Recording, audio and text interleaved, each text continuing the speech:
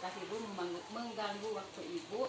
Jadi begini Bu, ada tugas dari program Guru Penggerak, yaitu mewawancarai kepala sekolah tentang cara ibu mengambil keputusan di sekolah, terutama untuk kasus-kasus yang mengandung dilema etika. Apakah ibu berkenan untuk diwawancarai? Silakan, dengan senang hati. Sebelumnya saya perkenalkan terlebih dahulu, beliau adalah Ibu Eti Mariati, Kepala Sekolah SDN Bojong Pasir 2, Kabupaten Bandung. Ibu langsung saja ke pertanyaan pertama. Selama ini bagaimana Ibu dapat mengidentifikasi kasus-kasus yang merupakan dilema etika atau bujukan moral di sekolah Ibu? Untuk mengatasi kasus yang menjadi dilema etika, Ibu memakai cara mencari tahu dulu selebih dahulunya akan permasalahannya, ya. Apa itu permasalahannya? Kemudian ibu mengidentifikasi dan mengumpulkan data-datanya. Nah, untuk sudah mengumpulkan data-data, lalu ibu menganalisa, supaya siapa saja yang terkait atau terlibat dan terakhir mencari ibu menganalisa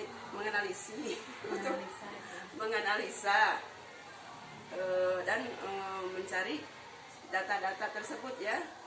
Sesudah itu ibu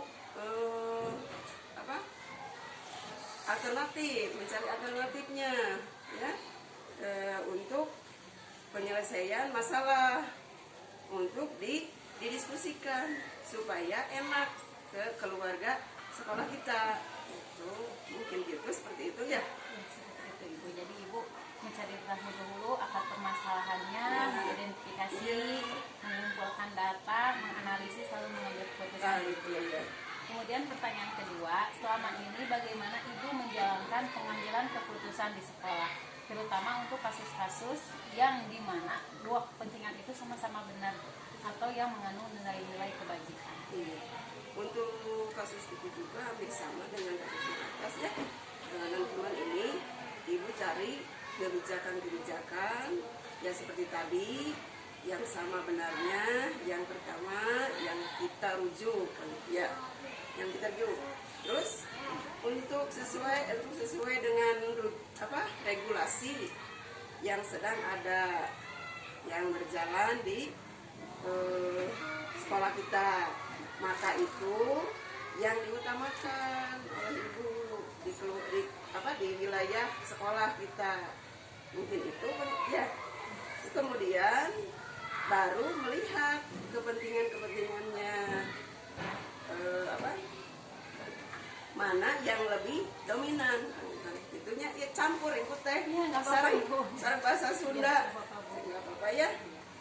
Untuk kepentingan bersama, tetapi tidak melanggar regulasi yang lain, begitu. Terima kasih Ibu jawaban pertanyaan kedua. Selanjutnya, langkah atau prosedur seperti apa yang biasa Ibu lakukan selama ini dalam mengambil sebuah keputusan? Untuk mengambil sebuah keputusan mungkin mencari tahu dahulu akar permasalahannya. Apa itu akar permasalahannya? Nah, otomatis ibu mengidentifikasi, ya, seperti permasalahan yang di atas tadi. Mengidentifikasi permasalahannya, mengumpulkan data-data, terus menganalisasi, kemudian mencari berbagai alternatif. Hampir sama dengan pertanyaan yang pertama, ya Bu, ya? Yang pertama. Lanjut lagi ya Bu, ya. Iya, hal-hal apa saja yang selama ini Ibu anggap efektif dalam mengambil keputusan? Kalau mengambil keputusan itu, ibu selalu berhati-hati dalam mengambil keputusan, sebab tidak mungkin anak langsung menerima, ya.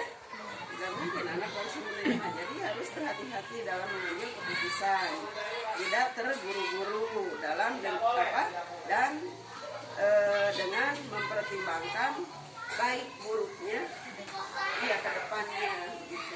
Ya. Kemudian hal-hal apa saja yang selama ini merupakan tantangan Ibu dalam mengambil sebuah keputusan, terutama pada kasus-kasus yang mengandung dilema etika? Yang diambil mungkin akan pihak-pihak yang tidak dapat menerima, sepenuhnya saran dari kita atau ya proses untuk dapat memahaminya gitu. Kemudian apakah Ibu memiliki sebuah tatakal atau jadwal tertentu ketika dalam menyelesaikan sebuah kasus dilema etika? Tidak ada jadwal untuk itu, tidak ada jadwal tertentu dalam menyelesaikan sebuah kasus. Jadi prioritasnya kasus mana yang perlu didahulukan, yang lebih penting. Jadi tergantung situasi dan kondisi mungkin. Iya. Ya. Kemudian apakah ada seseorang atau faktor apa yang selama ini mempermudah atau membantu Ibu dalam mengambil sebuah keputusan? Keputusan dengan komunikasi yang baik dengan warga sekolah. Nah, kalau tidak ada komunikasi tidak mungkin kan warga sekolah akan seuyunan. Jadi komunikasi yang baik ya Bu? Iya, komunikasi yang baik. Terima kasih Bu. Untuk pertanyaan terakhir, dari semua hal yang telah disampaikan Ibu, pembelajaran apa yang dapat Ibu petik dari berbagai pengalaman yang sudah Ibu jalani selama ini dalam mengambil sebuah keputusan? Ya kayak yang tadi yang di atas, Ibu selalu mengidentifikasi jenis kasus harus bisa dilakukan. Jadi Ibu itu harus bisa yang data-datanya itu.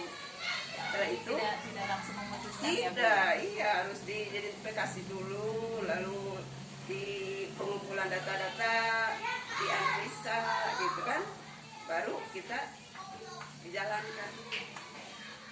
Ibu terima kasih atas waktunya. Sudah Ibu atas sharing pengalamannya juga selama ini ketika Ibu mengambil sebuah keputusan di sekolah. Sekali lagi terima kasih Ibu telah membahas.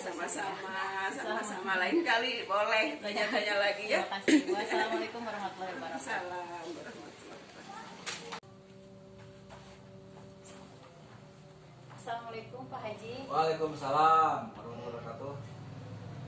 Apakah mengganggu waktu Pak Haji? Oh tidak, silakan mau apa yang ditanyakan. Ya, begini Pak Haji, kebetulan saya ada tugas dari program guru penggerak.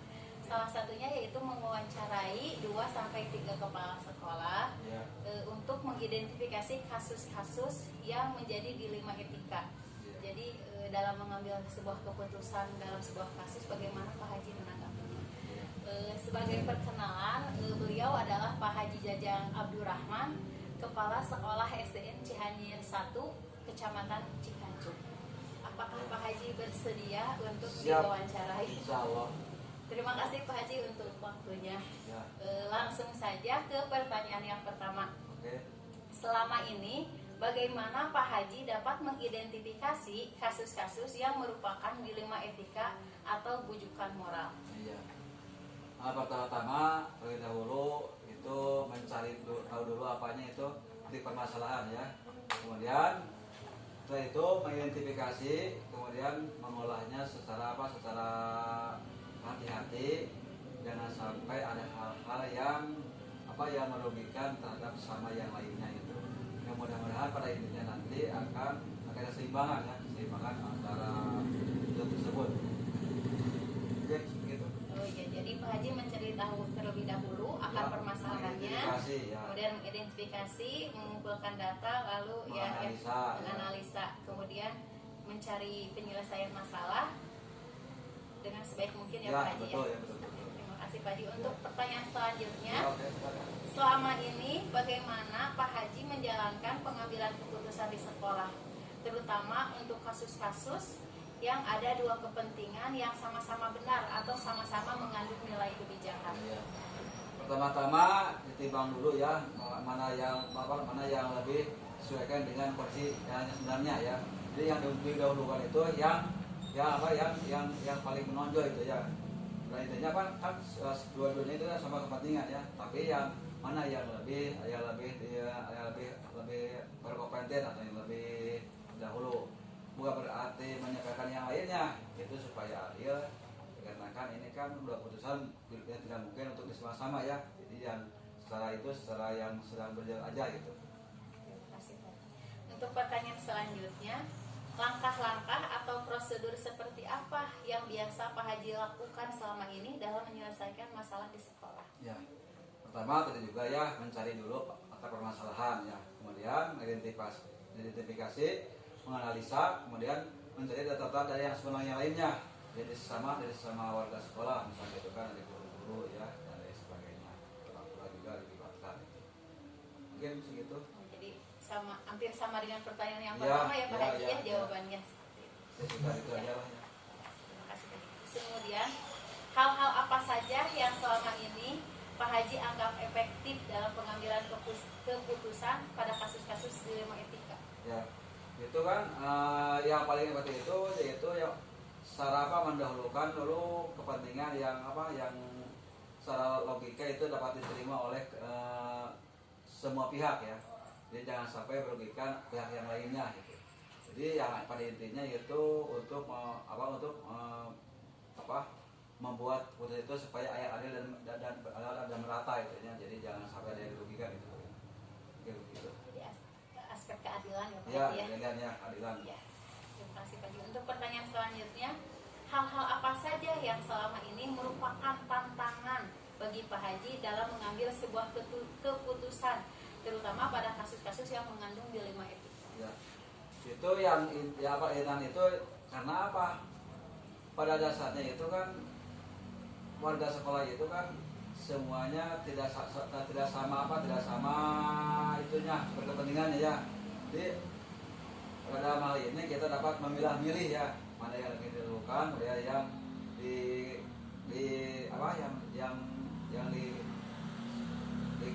dibelakangkan itu. Tapi dua-duanya juga dijelaskan, jadi ada unsur keadilannya, jangan sampai mereka orang yang lain itu. Untuk pertanyaan selanjutnya, apakah Pak Haji memiliki sebuah tata kala atau jadwal tertentu dalam sebuah penyelesaian kasus dilema etika? Atau apakah Pak Haji langsung menyelesaikannya di tempat atau mempunyai sebuah jadwal untuk menyelesaikannya, baik itu bentuknya, prosedurnya, seperti apa yang Pak Haji jalankan selama ini? Ya. Itu kan dalam pelaksanaan proses itu tidak langsung gitu dilaksanakan ya. Jadi ada tahapannya. Di tahapan pertama itu jadi juga ada tahapan mencari ada permasalahan ya.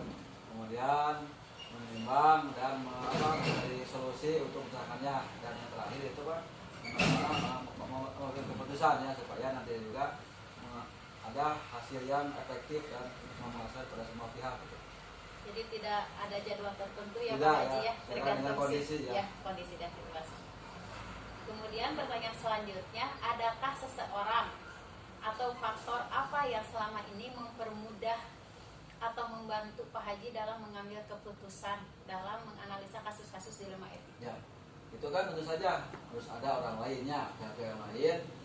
Jadi itu harus ada masukan dari orang lain atau warga lain, terutama di lingkungan sekolah, itu melibatkan guru-guru ya, warga sekolah yang lain seperti orang tua juga komite sekolah. Jadi meskipun di sini sebagai kepala sekolah, jadi tidak bisa atau tidak boleh memutuskan secara sepihaknya. Dia ada komunikasi atau musyawarah. Yang pada intinya itu akan menyelesaikan atau hasil yang memuaskan bagi semua warga sekolah. Jadi dengan dukungan semua warga sekolah Ya, betul, ya. yang komunikasi yang baik. Kemudian pertanyaan terakhir Pak Haji. Ya, oke. Dari semua hal yang telah disampaikan oleh Pak Haji, pembelajaran apa yang dapat Pak Haji petik dari pengalaman Pak Haji selama ini sebagai kepala sekolah dalam mengambil sebuah keputusan ketika dihadapkan pada sebuah dilema etika? Iya, itu mungkin itu ada suka dan dukanya ya. Karena apa? Karena masalah-masalah itu kan tiap hari juga ada ya. Jadi masalah-masalah itu kan dari mulai kecil sepele bahkan yang agak lebih berat disahkan itu kalau di kalangan warga sekolah itu. Tapi kita kan pada intinya itu tidak terlepas daripada daripada bagaimana cara untuk mengantisipasinya atau cara memecahkan masalahnya. Nah ini merupakan suatu tugas kewajiban sebagai warga sekolah juga sebagai pimpinan sekolah itu. Terima kasih Pak Haji atas waktunya dan telah bersedia oleh saya wawancara tentang cara Pak Haji selama ini mengambil sebuah keputusan di lingkungan sekolah Pak Haji, terutama dalam kasus-kasus yang mengandung dilema etika Pak Haji, karena ya kasus-kasus dilema etika itu ya sangat dilema bagi kita sebagai seorang pemimpin. Terima kasih sekali lagi atas waktunya. Mudah-mudahan ada manfaatnya. Amin. Sebagai penggerak ya. Ya, amin. Terima kasih Pak Haji. Ya, sama-sama. Assalamualaikum warahmatullahi wabarakatuh.